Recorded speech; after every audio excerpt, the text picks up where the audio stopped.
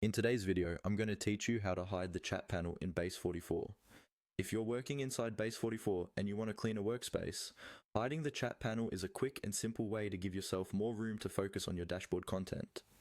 This is especially helpful if you're reviewing data, building layouts, or presenting your screen and you don't want the chat distracting you or your viewers. First, make sure you're logged into Base44 and you've opened the dashboard where you usually see the chat panel on the side. Give the page a moment to fully load so that all the controls are visible. Now look toward the top area of the dashboard interface. You should see the word dashboard in the main navigation bar. Right beside that label, there's a small icon that controls the visibility of the chat panel. Depending on your version, this icon might look like a speech bubble, a panel, or a similar simple symbol. It's positioned very close to the dashboard title, so if you hover your mouse around that area, you should see it become active or highlighted.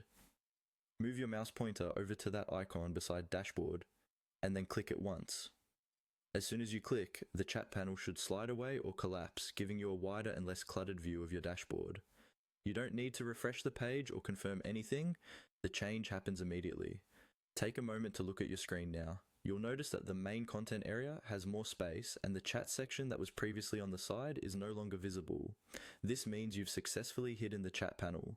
If at any point you want to bring the chat panel back, you can simply click the same icon beside dashboard again. It works like a toggle. One click hides it and another click shows it.